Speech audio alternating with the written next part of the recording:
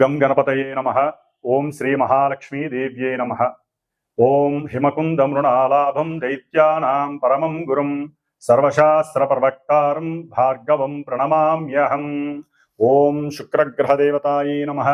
ఓం నమస్తేస్తు మహామాయే శ్రీపీఠే సురపూజితే శంఖచక్ర గదాహస్తే శ్రీ మహాలక్ష్మీ నమోస్తుతే. శ్రీ మహాలక్ష్మీ దేవ్యే నమః. వీక్షిస్తున్నటువంటి అందరికీ కూడా మరి మనం ఈ యొక్క జూన్ నెల మొత్తం కూడా మేషరాశిని ఆవహించి మేషరాశిలో తన యొక్క స్థితిని నెలకొల్పబడినటువంటి శుక్రుని గురించి తెలుసుకుందాం. ఎందుకంటే ఇప్పటి వరకు దాదాపుగా 30వ తేదీ వరకు మే 30వ తేదీ వరకు 3.5-4 నెలల పాటుగా మరి ఈ శుక్ర భగవంతుడు అంటే శుక్రగ్రహము అటు శనితో రాహువుతో తన యొక్క సంచారాన్ని ముందుకు వెనక్కి ఆ యొక్క శని నక్షత్రాలలో ఉండి చాలా విధములైనటువంటి ఇబ్బందులు పడ్డాడు. ఎందుకంటే ఈ శుక్రుడు చాలా చాలా అందమైనటువంటి గ్రహము, చాలా ఉదార స్వభావం కలిగినటువంటి ప్రేమ కలిగినటువంటి గ్రహము, అత్యంత శ్రేష్టమైనటువంటి గ్రహము. రాక్షసులకే గురువు అయినప్పటికీ కూడా ఈ యొక్క మానవ లోకంలో మరి ప్రతి మనిషికి అందం మీద ఎంతో తను అందంగా ఉన్నాననే భావంతో తన యొక్క జీవితాన్ని ముందుకు తీసుకెళ్తూ ఉంటాడు. ఎందుకంటే ఆ యొక్క స్వాభిమానం లేకపోయినట్లయితే కనుక వారు అడుగు కూడా ముందుకు వెళ్ళలేని పరిస్థితి, బయటికి కూడా రాలేరు, మాట్లాడలేరు కూడా. కాబట్టి ఈ యొక్క శుక్రుడు దాదాపుగా ఈ మే 31వ తేదీ నుండి కూడా 29వ తేదీ జూన్ నెల వరకు కూడా దాదాపుగా 29-30 రోజుల వరకు కూడా ఈ మేషరాశిలో అటు అశ్విని నక్షత్రంలోను అట్లాగే భరణి నక్షత్రం తన యొక్క సొంత నక్షత్రంలోను కృత్తికా నక్షత్రంలోను తన యొక్క చారని సలుపుతూ ఉంటాడు.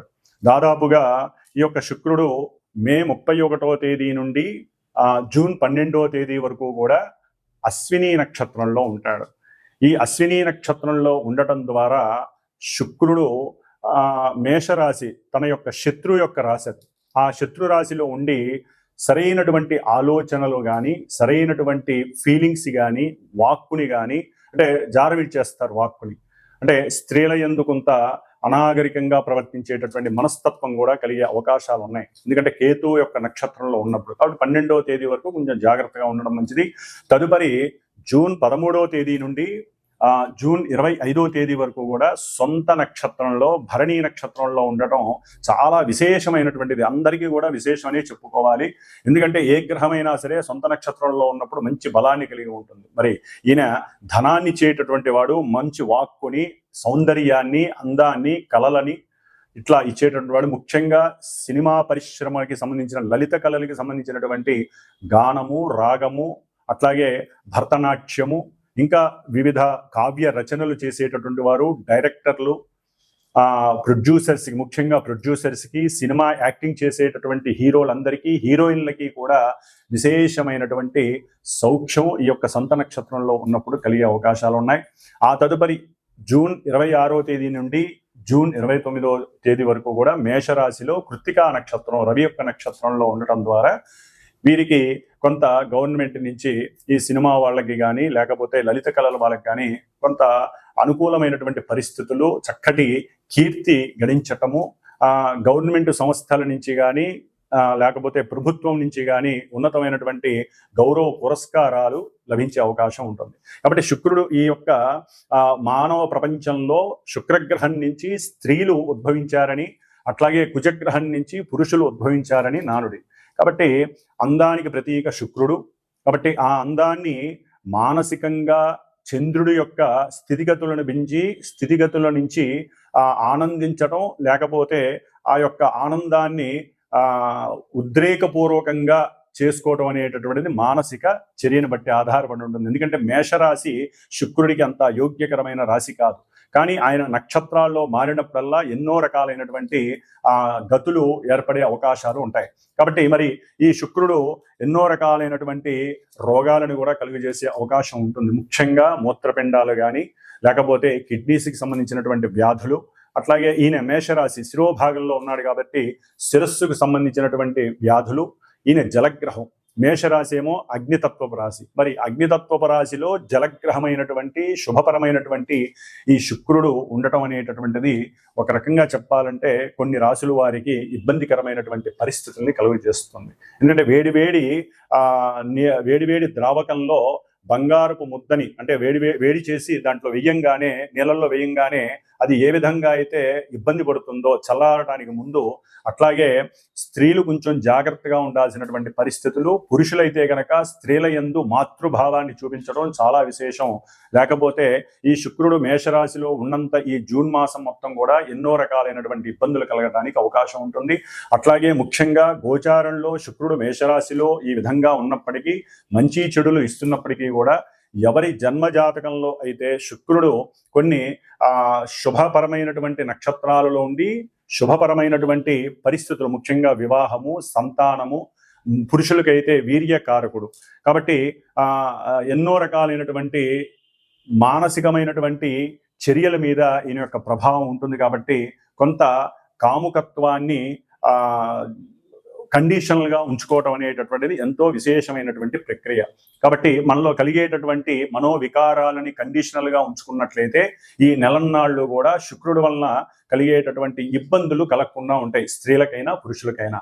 అట్లాగే మేషరాశిలో ఉన్నాడు కాబట్టి సాధ్యమైనంత వరకు శుక్రుడు ఈ నెల రోజులు కూడా కాస్త సనాతన ధర్మము, హిందువులమైనటువంటి స్త్రీలు తప్పకుండా పురుషులైనా సరే చక్కగా నుదుటిన ఎరుపు తిలకం ధరిస్తే గనక, ఎరుపు బుట్టును పెట్టుకుంటే గనక అవతల వ్యక్తుల నుంచి కలిగేటటువంటి నరఘోషలు కానీ, దృష్టి పీడలు కానీ, మన అందం మీద కావచ్చు, మన ధనం మీద కావచ్చు ఆ యొక్క పీడ లేకుండా ఉంటుంది. అట్లాగే మన శరీర ఆరోగ్యం నలతలు లేకుండా సంపూర్ణ ఆరోగ్య సిద్ధిని మనమే ఈ బొట్టును పెట్టుకోవడం ద్వారా ఆ అమ్మవారి యొక్క అనుగ్రహం. ఎందుకంటే శుక్రుడు అనేటటువంటి గ్రహము స్త్రీ దేవత. అంటే ఎక్కువగా వీరు మహాలక్ష్మి అమ్మవారిని, లలిత అమ్మవారిని ఆరాధించుకున్నట్లయితే ఈ నెల రోజులు కూడా చక్కటి సౌందర్యము, ఆనందము, విలాసము, ఉత్సాహము, అట్లాగే సంపూర్ణ ఆరోగ్యంతో పాటుగా అష్టైశ్వర్యాలను ఇచ్చేటటువంటి శుక్రుడు మీకు శుభాన్ని కలుగజేస్తాడు. కాబట్టి మరి ఈ మేషరాశి పర్యంతం ఈ శుక్రుడు వలన కలిగేటటువంటి వివిధ రకాలైనటువంటి చర్యలు ఏ విధంగా ఉంటాయి, ఇబ్బందులు ఏ విధంగా ఉంటాయి, ఏ విధమైనటువంటి సౌఖ్యాలు గడిస్తారు అనేటటువంటిది చక్కగా మనం మేషరాశి పర్యంతం కూడా మీనరాశి వరకు శుక్రుడు ఉన్నటువంటి స్థితిగతులను అనుసరించి ఏ రాశుల వారికి ఈ శుక్రుడు శుభత్వాన్ని కలుగజేస్తాడు, ఇబ్బందులు కలుగజేస్తాడో తెలుసుకుందాం. తులారాశి వారికి మే 31వ తేదీ నుండి కూడా జూన్ 29వ తేదీ వరకు కూడా ఈ తులారాశి వారికి తులారాశిలో ఉన్నటువంటి మరి చిత్తా నక్షత్రము, స్వాతి నక్షత్రము, విశాఖ నక్షత్రము, ఈ 3 నక్షత్ర జాతకులకి కూడా మరి రాస్యాధిపతి అయినటువంటి భోగకారకుడు, యోగకారకుడు, ఆనందకారకుడు, ధనకారకుడు అయినటువంటి, ముఖ్యంగా కలత్రకారకుడు అయినటువంటి శుక్రుడు సప్తమంలో ఉండటం ఈ నెల రోజులు కొంత ఇబ్బందికరమైనటువంటి పరిస్థితులుగా మనం తెలుసుకోవాలి.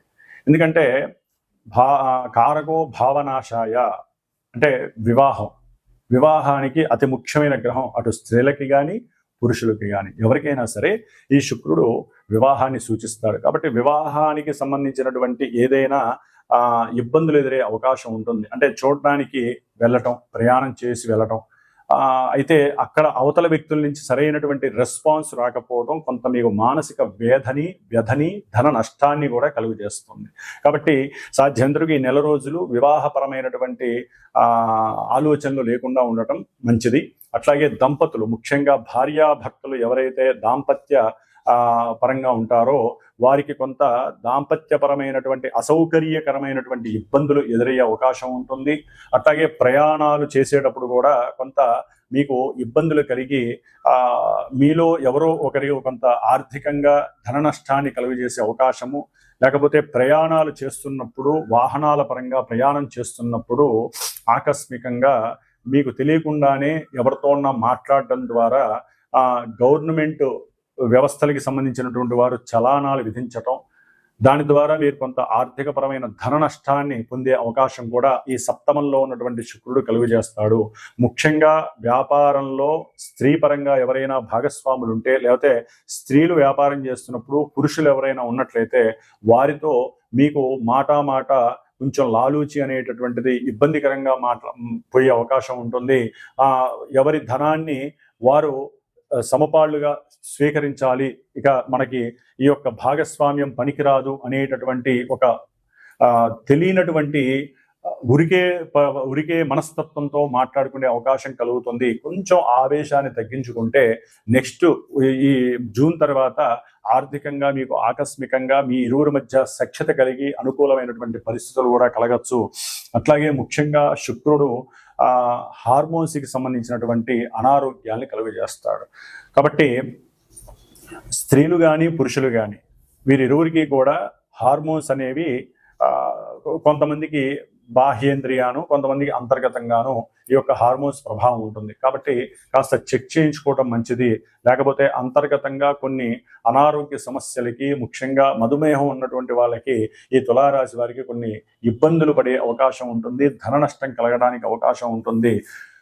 ముఖ్యంగా స్త్రీల వలన కొన్ని ఆకస్మికంగా కొన్ని కష్టాలు, నష్టాలు, ధనపరమైనటువంటి వ్యయాలు కలగడానికి అవకాశం ఉంటుంది. ఖర్చు పెట్టేటప్పుడు ఆలోచించండి. మనకేదో వారి వలన లాభం కలుగుతుంది, ఆ స్త్రీ నన్ను ఇష్టపడుతోంది అని మానుకోవటం మంచిది తులారాశి వారు. దాని ద్వారా ఆర్థికంగా ధన నష్టం కలగడానికి అవకాశం ఉంటుంది. తెలియకుండా వారి మనసులో ఏముందో తెలియకుండా మీరు గనక అడుగు ముందుకు వేస్తే, నేను నిన్ను వివాహం చేసుకుంటాను, నేను ఇష్టపడుతున్నాను అని గనక ఎవరైనా గనక అంటే గనక వారి మధ్య భేదాభిప్రాయాలు తారాస్థాయికి వెళ్ళే అవకాశం ఉంటుంది. కాబట్టి కాస్త తెలియకుండా మనకున్నటువంటి హరిషడ్ వర్గాలలో అంతర్గత శత్రువుల్లో మరి శుక్రుడికి సమూజ్జిగా కామాన్ని ఇచ్చారు. అంటే సృష్టిని మనం చెయ్యాలి అంటే కామం అనేటటువంటిది స్త్రీ పురుషులకి సర్వసాధారణం. దానికి అధిపతిగా ఈ శుక్రుడిని ఇచ్చారు. కాబట్టి ఈ యొక్క శుక్రుడు సప్తమంలో ఉండటం ద్వారా స్త్రీల యందు పరదృష్టి లేకుండా కొంత ఈ నెల రోజులు కూడా జాగ్రత్తగా ఉండటం, వేరే పిచ్చి ఆలోచనలు లేకుండా ఉండటం ద్వారా కూడా కొంత అనుకూలమైనటువంటి పరిస్థితులు కనిపిస్తున్నాయి.